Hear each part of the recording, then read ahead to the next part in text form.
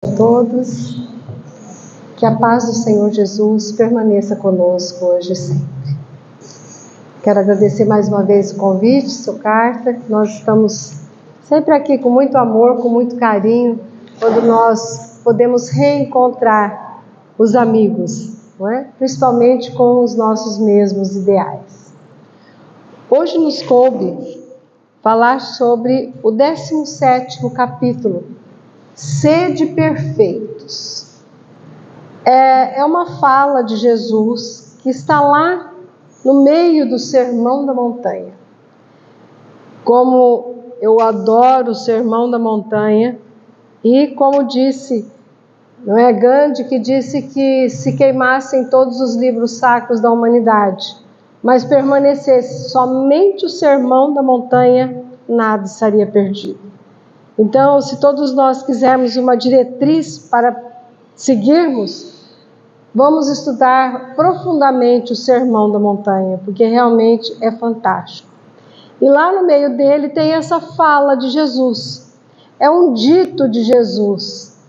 Levi, um dos evangelistas, ele fazia um apanhado dos dizeres de Jesus.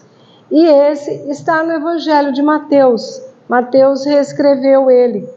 Então, quando Jesus disse, sede perfeitos, como o vosso Pai Celestial é perfeito.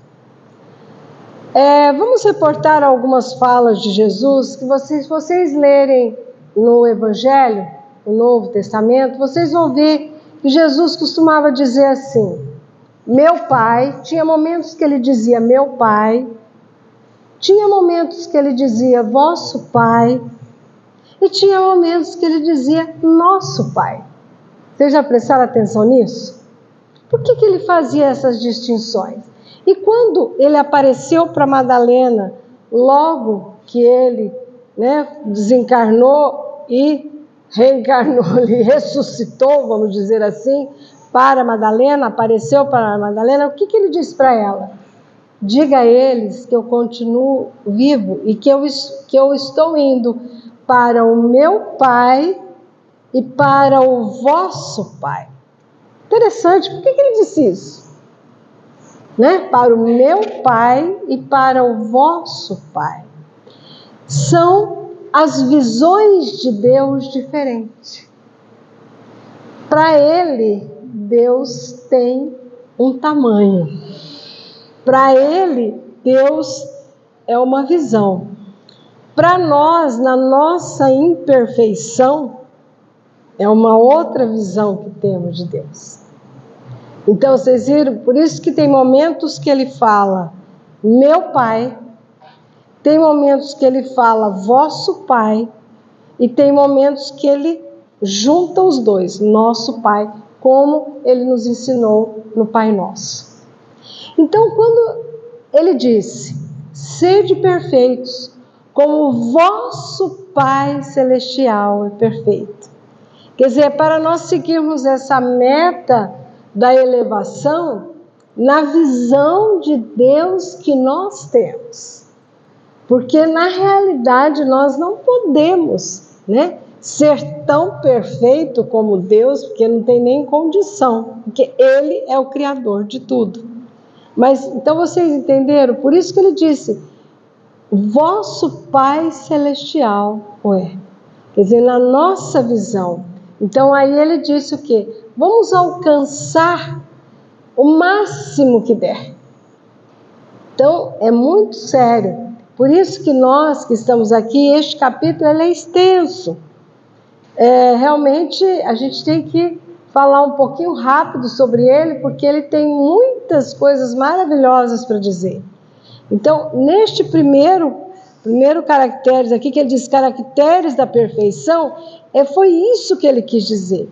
Infelizmente, nós vamos vendo que as religiões acostumaram mal as pessoas. Simplesmente deturparam essa fala de Jesus. Porque o sede perfeitos como o vosso Pai Celestial é perfeito, nos convida a uma evolução. Agora, na maioria das religiões diz assim, venha, façam parte, que está tudo certo. Desde que você faça parte dessa ou daquela religião, tá ótimo. E não é aí. Não adianta eu dizer assim, sou espírita, vim assistir palestra e tchau. Não. Eu preciso ter religiosidade. Não adianta eu ter religião. Eu tenho que ter religião e religiosidade, abraçar a causa. Como a nossa amiga convidou aqui no início. Estudo, participação nos trabalhos. Não digo só aqui não.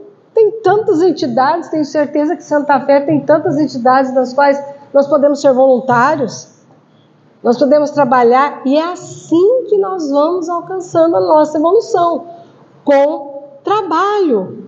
Então não adianta nós simplesmente chegarmos e achar que se eu pertencer a alguma religião, se eu chegar, me envolver em alguma religião, só ir lá, assistir o culto, isso ou aquilo, pronto, eu estou alcançando a perfeição. Não, não é. Não é. É uma metamorfose que nós temos que ir buscando a nossa evolução. E neste capítulo, que Kardec, vocês viram que Kardec selecionou um capítulo inteiro para essa fala de Jesus. Incrível, né? Por quê? Exatamente porque ele tem muita coisa a nos dizer.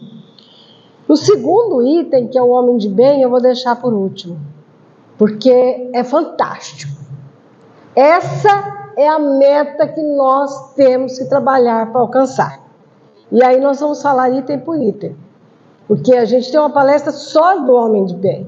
Então, mas eu vou ter que falar das outras partezinhas também. Então, por isso que eu vou pular essa, vamos falar das outras e vamos voltar. Porque é isso aí. Kardec deixou um guia aqui dentro deste capítulo. Um guia para nós buscarmos a nossa perfeição, que é difícil, mas a gente não pode deixar de tentar ir fazendo o melhor. No terceiro item, que ele diz, os bons espíritas. Interessante, né? O que é ser um bom espírita? Infelizmente, o ser humano é muito voltado aos fenômenos. As pessoas querem ver os fenômenos, querem ver a incorporação de espíritos, querem ouvir os mentores falar. E eu vou dizer uma coisa para vocês, que dentro do espiritismo, sim, o espiritismo veio comprovar que existe o plano espiritual, porque tem os médios que dão comunicação, que incorporam, que dão a mensagem, ponto. Então o espiritismo veio provar isso, que existe o mundo espiritual. Mas essa não é a maior meta do espiritismo. É provando a existência do espírito, que existem espíritos por aí, que nós somos espíritos que reencarnados. Então, essa é a maior faceta do espiritismo, a reencarnação. Então, porque quando Kardec comprovou isso ao mundo, mudou completamente a visão de tudo. De tudo. Então, tinha-se a ideia do que, eu morro, né? Usava essa palavra, vou para o céu, vou para o inferno. Tá. Aí ele veio com a reencarnação. Quer dizer, mudou tudo, a vida não acaba aqui. A vida continua e eu vou voltar aqui. Olha só. Então, o espiritismo aí veio mudar totalmente a nossa visão. Então, eu vejo dentro do espiritismo muito mais uma filosofia de vida diferente do que uma religião, vamos dizer assim. É mais uma filosofia diferente de vida.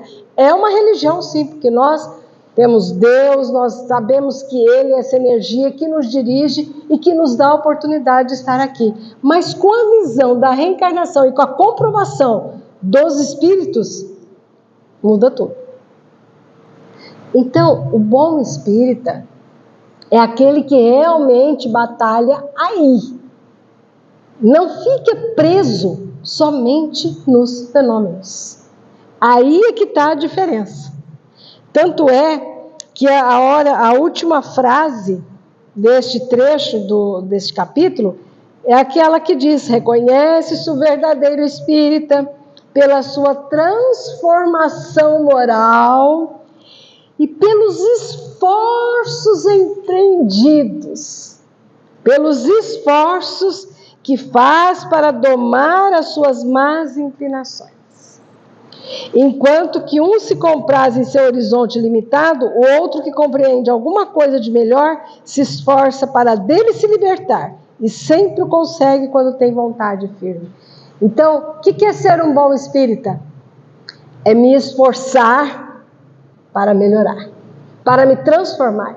Isso é o bom espírita, não aquele que fica preso somente aos fenômenos.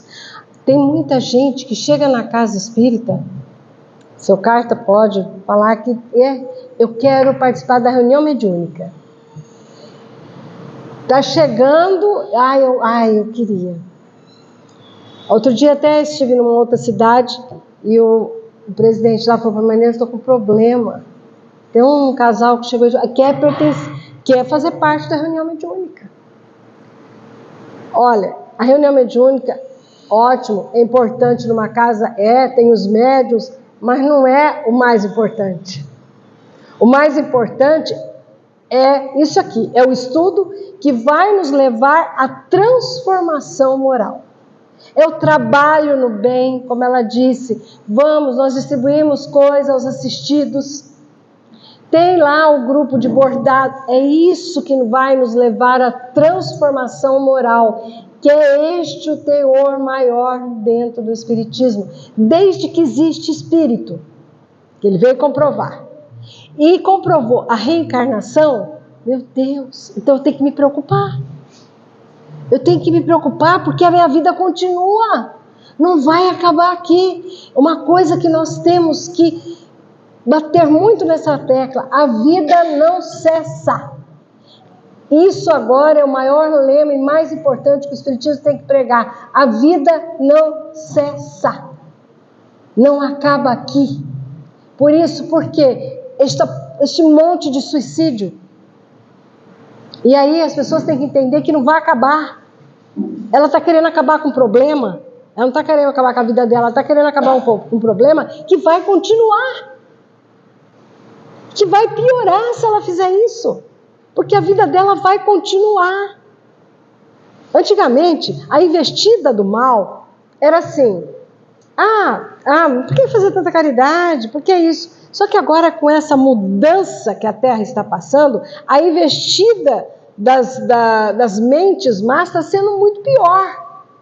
Ela está investindo aonde? Não existe verdade. Faça o que você quiser. Você decide a sua vida.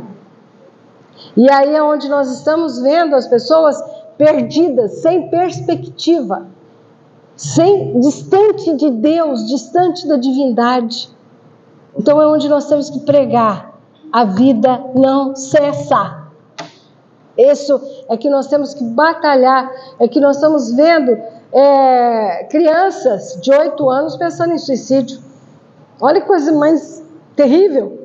Chega a doer o coração pensar numa coisa dessa.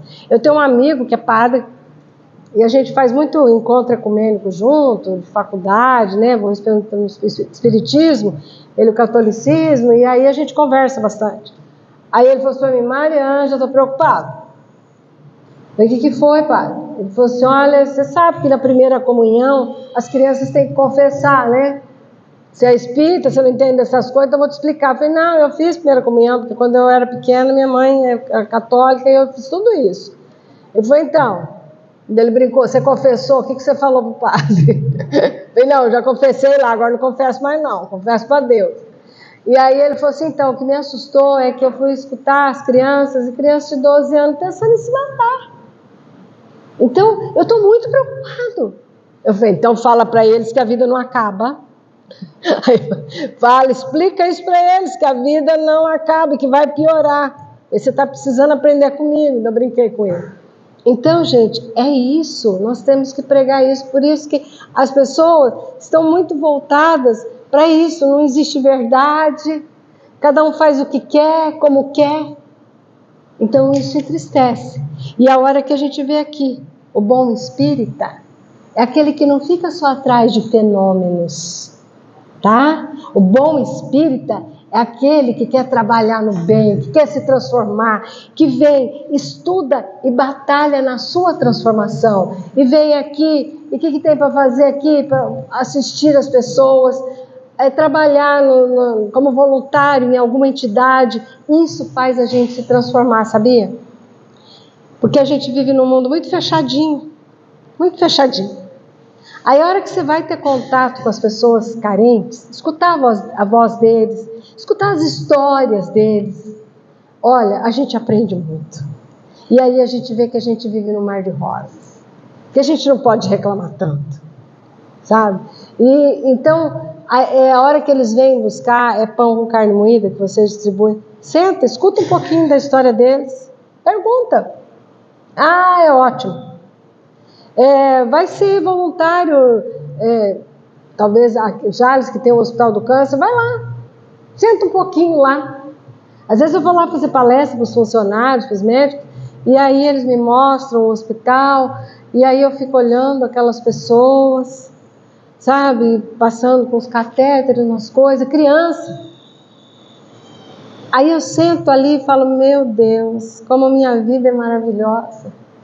Outro dia um menininho, eu estava esperando para começar a palestra lá, e aí estava ali na entrada, sentada, esperando a moça do RH, aí chegou um menininho e ele tinha que ir para Barretos fazer acho que químio, sei lá, o negócio dele era diferente, tinha que ir para Barretos.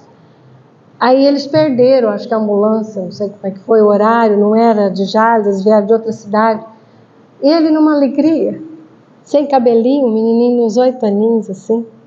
Mãe, não tem problema, a gente vai outro dia, eu tô bom, mãe, ó, eu tô joia. E a mãe, meu Deus, você precisa fazer, meu filho, e nós perdemos. Mãe, eu tô joia, fica tranquila, mãe, não tô sentindo nada hoje. Então, é tão difícil. Aí foram me levar na ala das crianças, dali um pouco chega para conhecer lá, eles fizeram uma salinha nova. Aí vem um menininho, o pai segurando o soro, pequenininho, e ele dançando, cantando, e passeando no corredor. Então, eu chego a arrepiar. Eu não posso nem falar muito que eu choro. Então, é importante, é isso que nos leva a nos transformar. É quando nós estamos em contato com a realidade de pessoas que estão num mundo de dificuldade incrível. Então, isso é buscar ser um bom espírita. É buscar a sua transformação moral. Por quê? Porque a vida não acaba aqui. A vida não acaba aqui. Nós continuamos e nós temos que melhorar, aproveitar essa reencarnação, que pelo que eu estou olhando aqui, ó, todo mundo tem braço, perna, enxerga, ouve. A gente tem que aproveitar essa grande oportunidade que nós estamos tendo. Na próxima, a gente não sabe. Então, por isso que tudo que a gente tem nessa, a gente tem que aproveitar. E depois desse item, ele vem com a parábola do semeador, né? A maioria conhece. E que realmente é isso. Então, espalha a semente. Aqui na época que ele escreveu essa parábola, que Jesus disse essa parábola, os terrenos não eram preparados igual é hoje, né? Porque hoje passa o trator, fica bonitinho, você até quando está passando na estrada e vê uma terra preparada assim, fala, aqui vão plantar alguma coisa, porque naquela época não, eles só arrancavam, porque não tinha, né, o maquinário que existe hoje. Hoje existe as colheitadeiras, existem umas coisas maravilhosas, né? Naquela época não. Então os terrenos, eles só arrancavam. E aí a terra ficava mexida, tinha pedra, tinha de tudo ali. Então, quando Jesus disse essa parábola, né, que o semeador jogou a semente, e dependendo de onde caía, ela brotava ou não.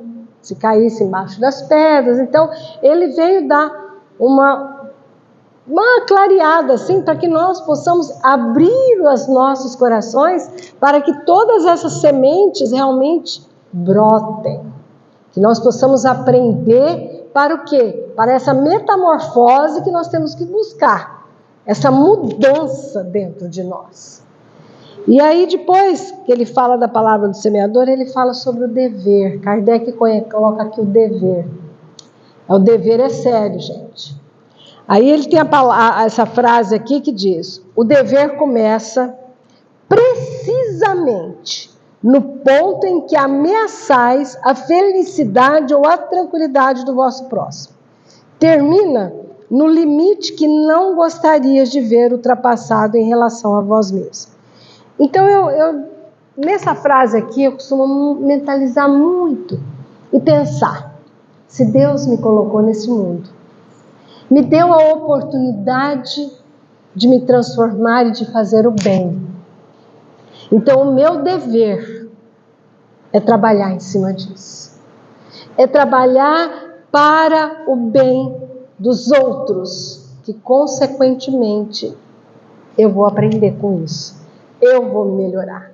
Então, isso é um dever que nós temos, porque senão nós vamos cair no mundo egoísta, de não pensar. Por isso que diz aqui, o dever começa precisamente no ponto em que ameaçais a felicidade e a tranquilidade do outro. Se eu tenho a oportunidade de fazer e não faço, eu estou ameaçando a tranquilidade do outro. Se eu tenho a oportunidade de ajudar alguém, de fazer alguma coisa para alguém, eu estou ameaçando a tranquilidade do outro. Se eu posso acalentar, se eu posso melhorar a fome de alguém e não o faço, eu não estou deixando a outra pessoa tranquila. Eu estou sendo egoísta. Aí no que ele diz aqui, termina no limite que não gostarias de ver ultrapassado em relação a vós mesmos. Quer dizer, se eu tivesse no lugar do outro, eu não gostaria que alguém fizesse alguma coisa por mim? Então é nosso dever. É nosso dever. Tanto é que Deus mandou Jesus para nos mostrar os nossos deveres. O que Jesus fez aqui para nós? Serviu a todos. E aqui tem essa frase que eu marquei, que é desse item do dever: o homem que cumpre o seu dever ama a Deus mais que as criaturas, e as criaturas mais que a si mesmo. Ele é, ao mesmo tempo, juiz e escravo em sua própria causa. É por isso que eu sempre digo, coloque Deus à frente de tudo. Primeiro mandamento, amar a Deus sobre todas as coisas. Eu sempre digo que a palavrinha mais importante dessa frase é o todas. Porque se eu coloco os princípios divinos acima de tudo, consequentemente eu vou receber. Então, por isso, o dever nosso é sempre pensar no outro e não somente na gente. E porque se eu pensar no outro, eu vou receber por consequência. Sabe por quê? Porque isso faz parte das leis divinas. Das leis que estão lá todas esmiuçadas no livro dos Espíritos. E onde estão gravadas as leis divinas? Na minha consciência. Então, quando eu me comporto de acordo com as leis divinas, eu estou tranquilo. Se você estiver dirigindo uma rodovia, onde o limite de velocidade é 100 km por hora, e você estiver a 120, com o documento vencido do carro, da tua carta, você vai ficar tenso, não vai? De medo de ter uma blitz policial. Agora, se você estiver no limite da velocidade, com os documentos todos em dia, você não tem o que temer. É isso que eu sempre digo. As leis divinas estão aqui. Quando eu me comporto de acordo com elas, a minha mente está tranquila. Agora, quando eu não me comporto, alguma coisa me deixa intranquila. Então, por isso, este é o nosso dever. O outro item é a virtude. Que sejamos virtuosos, mas esse eu também vou deixar para a gente falar junto com o do homem de bem. Tem um outro item aqui que fala os superiores e os inferiores. Por que Kardec colocou esses itens dentro dessa fala de Jesus? Sede perfeitos. Gente, não existe superior e inferior. Somos todos iguais. Por um acaso eu estou aqui em cima, porque eu tenho só 1,5 m, né? Então se eu não subir, vocês não me enxergam. Então, ninguém é melhor que ninguém. Isso é coisa que a gente tem que batalhar dentro da gente. Não é porque, tem um pouquinho mais de conhecimento, porque eu tive a oportunidade de ler e escrever. Não, ninguém é melhor. Porque se eu estou aqui falando, eu não sou melhor do que ninguém, porque se não fosse aquela pessoa que limpou isso aqui tudo, nós não poderíamos estar aqui. Eu sempre uso assim, quem é melhor no hospital, o médico ou a faxineira? Se não existir a faxineira, o médico não pode fazer o serviço dele. Então, todos têm a sua importância. Por isso que nós temos que tomar muito cuidado com isso aqui. Nos sentirmos superiores ou nos sentirmos inferiores. Não, somos todos exatamente iguais. Todos temos a nossa importância. Numa escola, tem o diretor, o professor e o faxineiro. Se não é ele fazer toda a faxina da escola, o diretor e o professor não podem trabalhar. Então, todos têm a sua importância. Eu falo que a pior greve que existe numa cidade é do lixeiro. Juiz faz greve, professor faz greve. A hora que o lixeiro faz greve, tristeza. 2 dias sem pegar o lixo, já fica aquela coisa louca. Então, olha a importância. Todos têm o seu valor. Ninguém é superior, não. E aí é onde nós temos que fazer uma coisa. Olhar os nossos bens, os nossos dons. Bens que eu quero dizer não é bem material, não. Tudo aquilo que eu tenho de bom e o que eu estou fazendo com ele. Começar. Eu sou perfeita. Tenho pernas, braços, enxergo, ouço, ando, falo, aprendi a ler e a escrever. O que eu estou fazendo com isso? Se eu tenho uma profissão, eu estou usando egoisticamente todos esses bens que eu tenho? É uma coisa para a gente pensar. Como que eu estou usando tudo isso de bom que Deus me deu? Toda a oportunidade que Deus me deu? Eu estou usando para o bem? Para o meu crescimento? Então é algo para a gente refletir. A minha profissão, aquilo que eu tive condições, um diploma, de adquirir, ou então um bem comercial, alguma coisa. O que eu estou fazendo? Eu estou pensando só em mim? Aquela pessoa que atingiu um poder dentro de uma empresa, é um diretor. O que eu estou fazendo com esse poder? Massacrando os outros? Ou eu também estou trabalhando para o bem comum? Eu sempre chamo a atenção do grande empresário. O grande empresário é aquele que ele tem um veio administrativo.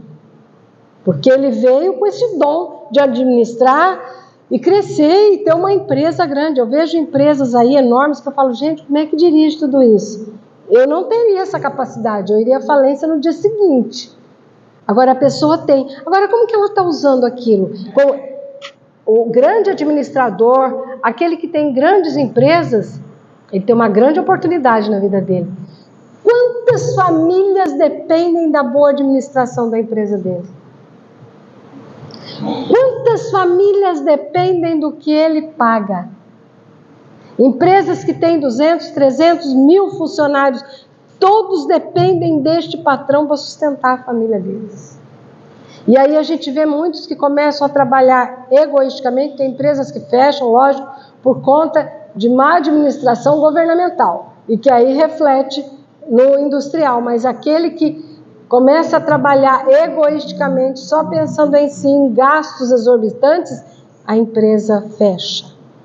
Ele vai responder por isso, sabia?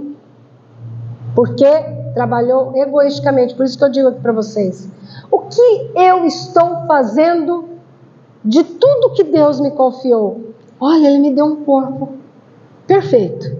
Eu aprendi a ler e escrever. Eu posso ajudar alguém com isso. Está vendo como que sempre nós podemos fazer alguma coisa? Eu sou perfeita. Aquela pessoa está na cama, eu posso ir lá limpar a casa dela para ela. Cuidar de uma criança, ajudar a pessoa a ir ao médico. Então, olha, eu vou dizer para vocês uma coisa incrível. Quando a gente vai nesses bairros mais simples, a gente vê a solidariedade ali, a gente aprende tanto. Outro dia eu cheguei lá no bairro que a gente distribui as coisas lá. Ai, Maria Ângela, olha, eu não fui lá no centro. Sabe por quê? Porque eu fui com a fulana em Rio Preto, ela tinha que ir no médico, e aí ela, problema na vista, não enxerga. Então, olha, eu nem fui, porque eu fui... Tudo gente humilde, hein? E aí eu tinha trabalhado, olha só, eu tinha feito faxina, e eu tinha ganho um dinheirinho, ela estava sem dinheiro, então eu fui com ela, aí eu comprei o lanchinho dela. Eu nem gosto muito, eu me emociono com essas coisas, porque eu aprendo. Ela pegou o dinheirinho que ela tinha feito faxina e foi com a outra, com a ambulância, não sei, com os ônibus que vão da prefeitura, e pegou o dinheirinho para pagar um lanche para a outra, porque elas iam ficar o dia inteiro lá em Rio Preto. Então, é isso que é crescer. Então, por isso que a gente precisa ouvir essas histórias, a gente precisa... Então, aí a gente vai ver que não existe superioridade nem inferioridade. As pessoas às vezes se acham superiores porque têm um poder, têm dinheiro. Não. Superior é aquele que realmente cresce moralmente. Isso que é superioridade. Aí tem outro item, o homem no mundo. O que nós estamos fazendo aqui? Nós viemos aqui para evoluir. Então, o homem, o ser humano está aqui, nós reencarnamos para buscar a nossa evolução. É isso que é o homem no mundo. Mas a gente não vem aqui, nós viemos para conviver uns com os outros, com as diferenças, exatamente para a gente crescer. Não adianta eu me isolar. Eu vou agora comprar um rancho aqui em Santa Fé, me isolar e vou fazer orações. Vou ficar o dia inteiro meditando, orando para que o mundo encontre a paz. Vocês acham que eu vou evoluir assim? Eu vou evoluir convivendo. Aprendendo a ter paciência com quem é impaciente. Aprendendo a ser tolerante com quem é intolerante. Aprendendo, como eu acabei de contar a historinha para vocês, com as pessoas simples e que são solidárias. É assim que nós vamos crescer. É assim, nas dores, nas doenças. É assim que a gente vai crescer. Então, o homem, o ser humano está no mundo exatamente para isso. Nós estamos aqui para aprender a conviver e evoluir. Aqui no último item, ele coloca cuidar do corpo e do espírito. Então, eu tenho que cuidar do meu corpo, porque ele é o meu veículo para que eu possa alcançar a evolução. É através do corpo que eu estou aqui reencarnada e aprendendo a conviver para crescer. Então, eu tenho que cuidar, uma obrigação também. Nós não cuidamos do nosso carro? Nossa, aquele primeiro carro que a gente compra, então, Senhor, ninguém pode olhar, né? É igual homem que tem um xodó muito grande com carro, né? Os homens geralmente gostam muito. Aí a hora que as mulheres chegam com o carro, eles olham na roda para ver se está ralada, né? Dá uma voltinha assim. Aí outro dia um amigo meu foi pegar um negócio no meu carro lá no centro, andou assim em volta do carro, falou assim, esse carro nem parece de mulher, porque não tem a roda ralada. Eu falei, meu Deus, quer dizer carro de mulher tem roda ralada? Geralmente. Então, nós cuidamos tanto dos nossos bens materiais e às vezes a gente não cuida tão bem do nosso corpo. Às vezes a gente tem problemas de saúde e não liga.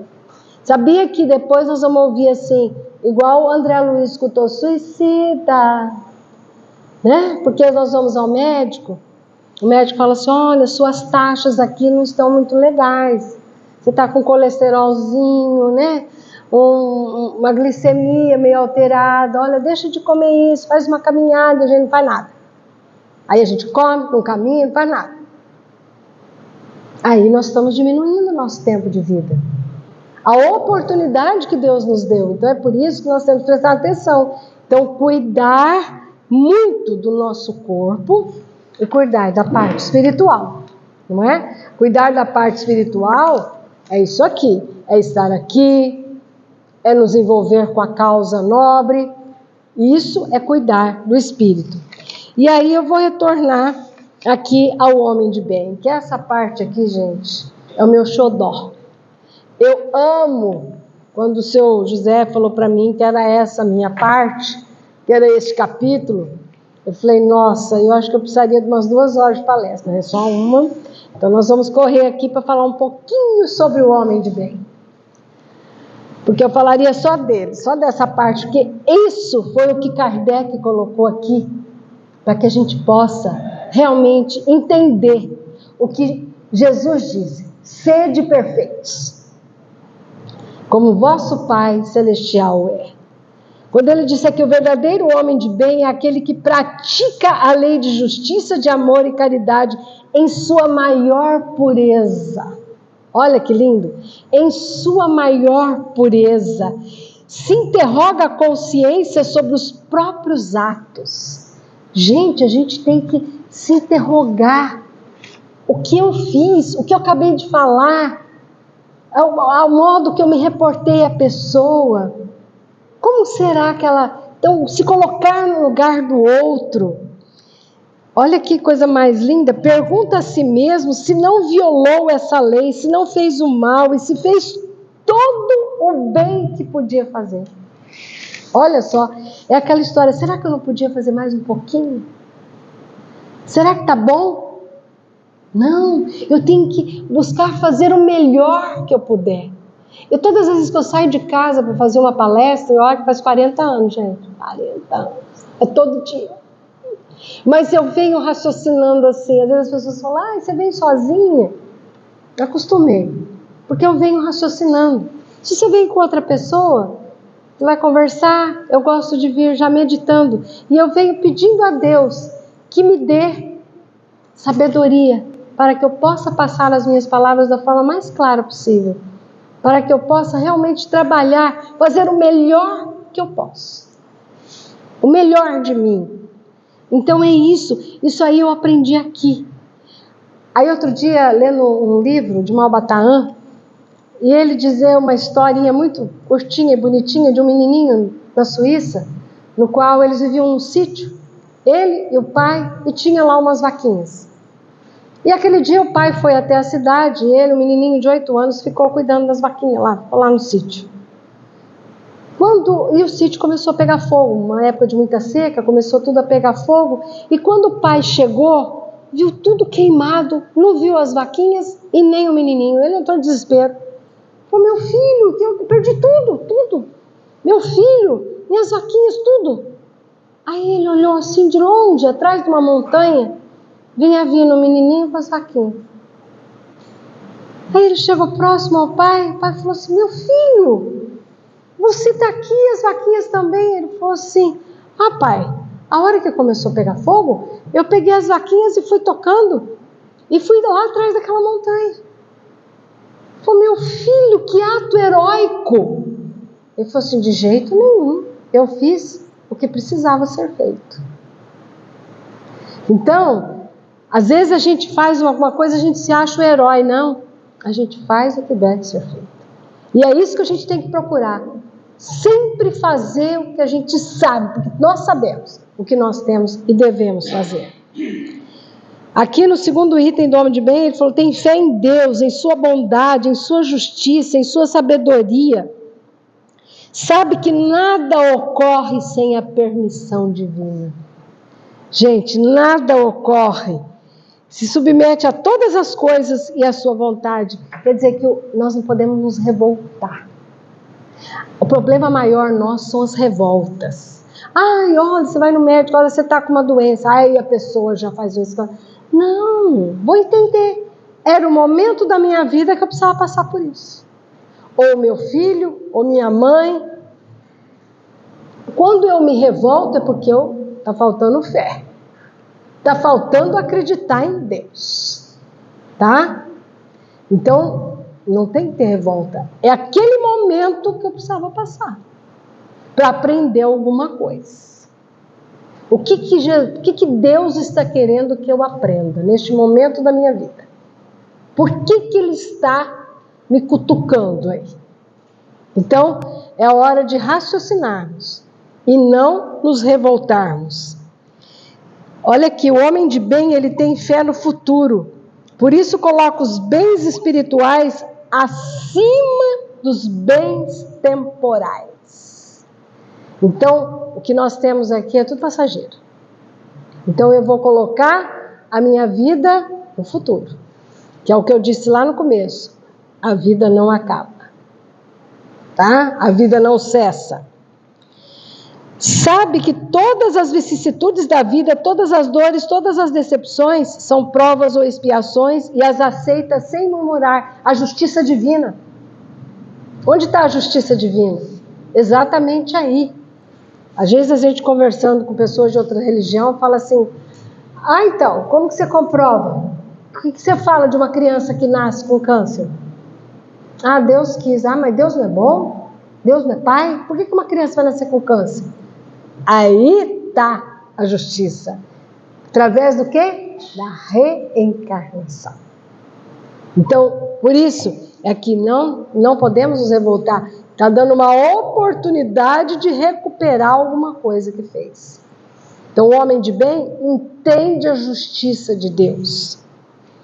Nós vamos até pular um pouquinho aqui, porque é muita coisa. O homem possuído do sentimento de caridade, de amor ao próximo, faz o bem pelo bem, sem ostentar. Gente, fazer o bem, porque é bom fazer o bem. É gostoso, eu vou agir de acordo com a minha consciência, com as leis divinas. Então, fazer o bem porque é bom.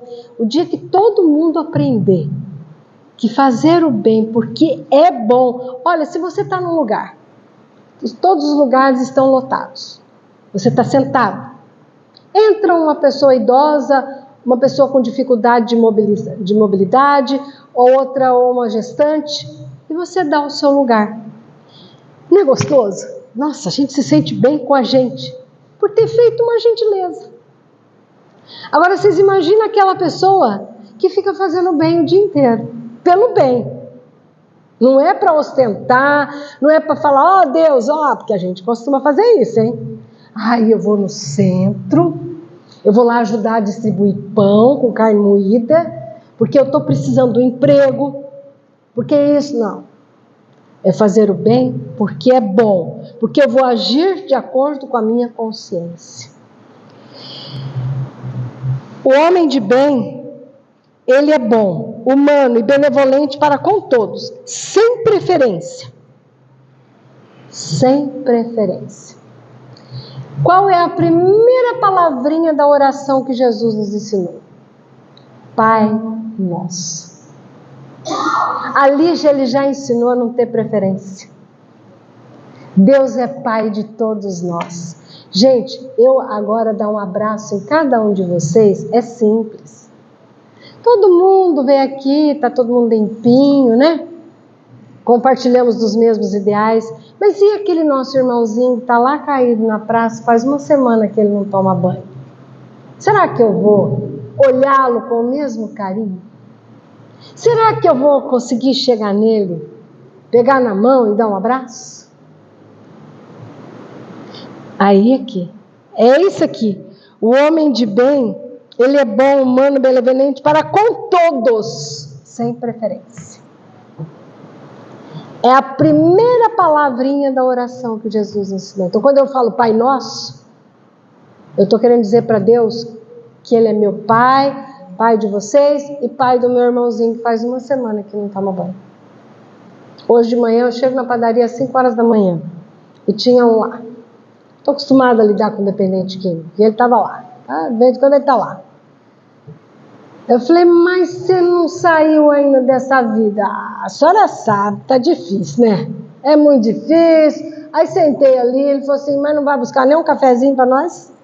Falei, vou buscar um cafezinho para nós, para ver se você sara dessa nhaca que você tá. Aí busquei o cafezinho, sentei ali, batemos um papo.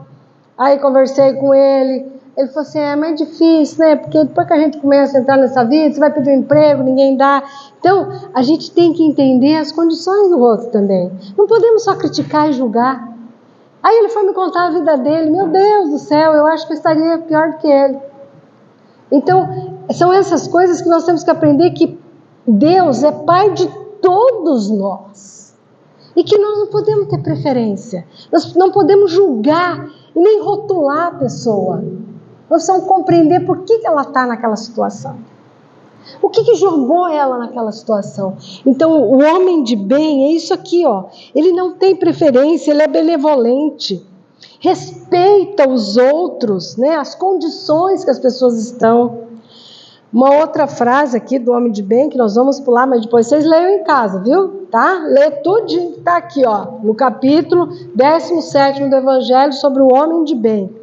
Ele é indulgente para com as fraquezas alheias. A humildade, gente, o homem de bem, ele tem que ser humilde.